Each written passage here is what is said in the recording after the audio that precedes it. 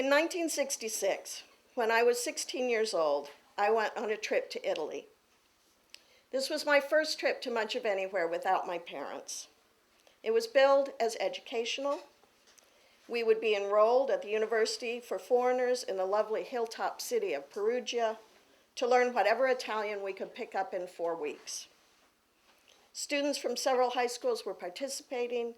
My English teacher was coming along with 3 other girls from my English class, Carolyn, Janice, and Ellen, all friends of mine.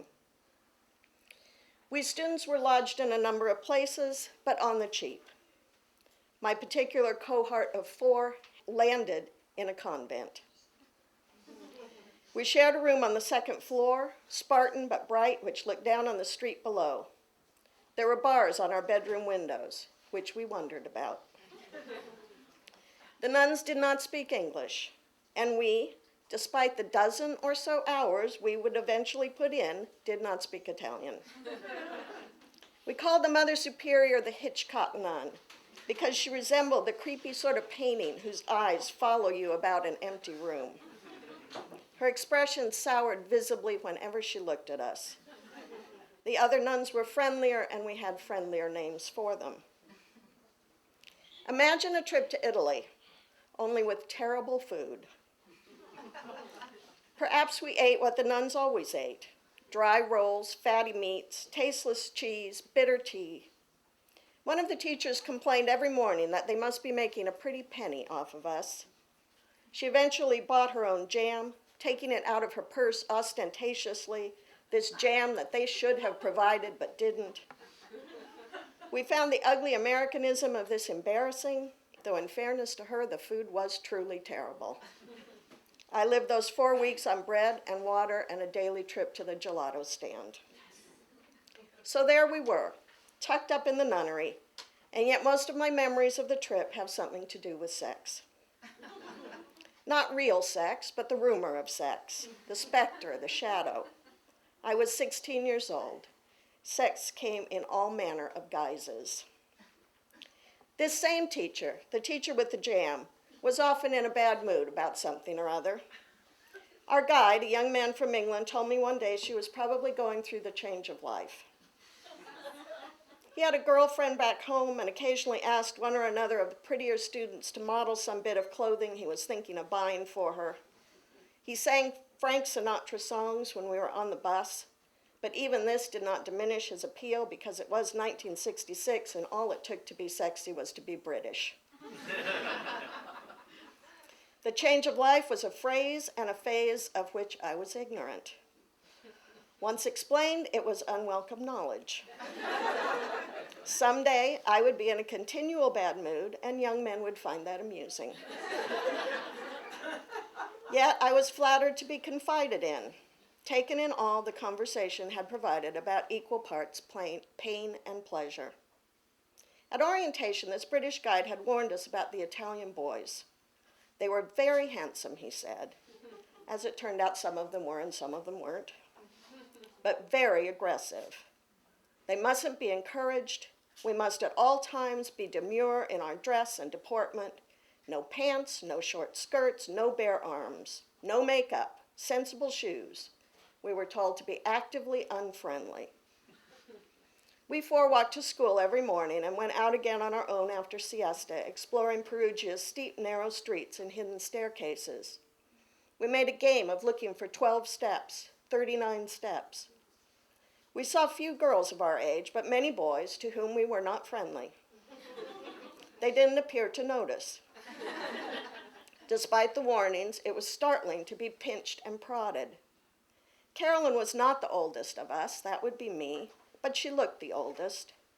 Blonde and curvy, even in her demure clothes, she was tormented beyond her endurance.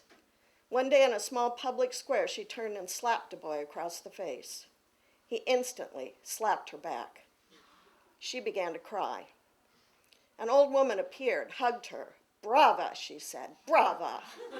She turned to shout at the boy. He shouted back. Red-faced, he gestured furiously at Carolyn. Slowly, a crowd gathered, men shouting at women, women shouting at men. A gender war had broken out. Since we could understand none of it, we slipped away while it was still escalating. I have no idea how or when it ended.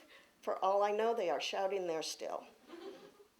Another day, an older man, a man about the age of our fathers, came and chased the boys off for us. He spoke good English and was courtly and kind. After that, we often saw him and often talked to him. We felt that we had made an Italian friend. One sunny afternoon, on our way home to dinner, we passed him seated at an outdoor cafe. He waved us over, got us chairs. It was soon clear that he was very drunk. He moved closer to Carolyn. He put his arm around her. He put his other hand in her lap. Something happened under the table. When she jumped up, he spilled his drink down her dress and over my legs. And that was the way we had to go back and face the Hitchcock nun, wet and reeking of alcohol. Janice was our resident expert in all matters sexual, the one who had explained the change of life to me. She was the only one of us with a boyfriend back home.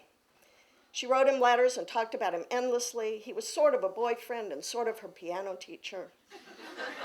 He was much older and had an actual girlfriend, so their affair had to be conducted in secret. All this seemed adult and sophisticated to me, not a bit sad or unseemly. The fact that it was also illegal interested us not at all, since it carried the suggestion that we were not capable of making the smart choices we were so obviously making. Toward the end of our trip, the university hosted a dance. I could see only two possible outcomes to this. The first was that I wouldn't be asked to dance. The second was that I would. And I didn't see how I could manage it, dancing while being actively unfriendly. Both possibilities made me so anxious that I told my friends I wasn't feeling well and stayed behind at the convent, playing checkers with the nuns. We had a rousing game and I went to bed early. My friends returned around midnight and woke me. A group of boys had followed them back from the dance. They were in the street now, calling up to the open window.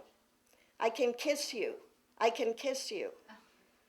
Several of them made it, hand over hand, on the columns and cornices to the second floor. They hung there looking in. Their hands came through the bars. They howled at us. The nuns sprang into action. Checking first to make sure we were all in our bedroom where we belonged, they armed themselves. Not Catholic myself, I had imagined the nuns would command a certain respect. They did not. We watched from our windows as they attacked the boys with mops and broom handles, trying to knock the ones on the edifice to the ground, to chase the ones on the ground away. In the end, they triumphed, as nuns will do. They came back inside, heads high. "How was the dance?" I asked my friends, and they said it was good, really fun. I should have come. A few days later, there was a drama involving one of the girls from a different high school. She'd gotten engaged to an Italian boy, our British guide told us. Her parents arrived as quickly as you can fly from California to Italy, possibly quicker, to whisk her home. They had some words with the guide to the effect that he was not supervising us properly. He pointed out that none of the rest of us had gotten engaged, only their daughter. It was a standoff. After 4 weeks, we left Perugia, down one student, no more fluent than when we'd arrived. There followed a week of travel on the bus. The food improved immeasurably, a great relief, as I'd spent all my remaining gelato money on a local artist's rendition of Don Quixote. We saw the iconic works of art, the Sistine Chapel, the Pietà. I remember the David best, but mostly because Janice bought a small replica and shipped it off to her boyfriend with a ribald note. The note was very funny, she told me, but she wouldn't read it to me because she said I wouldn't approve. There is nothing more annoying than being told there is a funny joke that you can't hear. How did she know what I would approve of? I was the one who made her whole affair possible, driving her to meet him in out-of-the-way places, lying to everyone about where we were, providing the cover of my own spotless reputation. I felt hard done by. In Florence, we aroused little of the attention we'd gotten in Perugia, in Rome, none at all. Our remaining adventures were less sexual than life-threatening. We were booked home through Shannon Airport on Saturn Airways in a modest 4-propeller plane. Janice had the window seat. About 20 minutes out, she turned to me. "One of the propellers has stopped," she said. Across the aisle, Carolyn and Ellen were sleeping. "Should we tell them?" she asked, and we decided we would not. Moments later, the pilot spoke over the intercom. "We're returning to Ireland. We've had a little engine trouble, but not to worry. We could get back on a single propeller if we had to." Those on the right side of the plane didn't know a propeller was out on the left. Those of us on the left didn't know that both propellers were out on the right. Plus, the wing was on fire. The pilot continued to talk to us. He was calm and cheerful. The crew behaved less professionally. Perhaps I'm misremembering that we could hear one of the flight attendants throwing up in the bathroom. I'm certain one of them quit on the spot, loudly and publicly. We had a beautiful, smooth landing. When we debarked, the runway was lined with sobbing Irish. They seized us and hugged us. "You had the best pilot in the world," they said. They shook their hands heavenward. "The best pilot in the world." The best pilot in the world had completely persuaded me that we were in no danger. This was my first understanding otherwise. I turned to watch him come down the stairs. His hands were shaking, his face drained of color. Someone handed him a bottle of whiskey. He stood and drank it right there on the tarmac, while people cheered him and cried. Again, there were compensations. Cute boy from another high school who'd never said a word to me before asked if I was all right. Saturn Airways was forced to buy us all a lovely supper and put us up for the night. I remember this as one of the most amazing meals of my life. Roast chicken, rhubarb pie. We had hotels with feather beds, and also this, a whole new plane sent from Germany. We finally arrived in New York in the middle of the great airline strike of 1966. We spent a night at the airport, which was crammed with people sleeping on the chairs and floors. If our parents ever wanted to see us again, they were going to have to pony up for first class. This remains the only time in my life I have ever flown first class, and I slept through the whole thing. Janice told me they served frog's legs. But these final adventures, dramatic as they were, are not what I think of first when I remember my trip to Italy. Instead, I remember how it rained every day during siesta, but stopped politely when we wished to go out.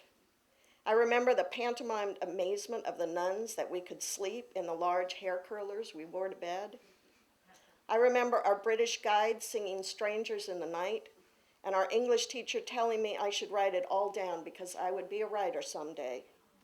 I did write it all down. I lost that diary decades ago. And all this is still not what I think of first. The very first thing I remember, and with enormous pleasure, is the great battle at the convent. The boys on the walls, the nuns with their brooms.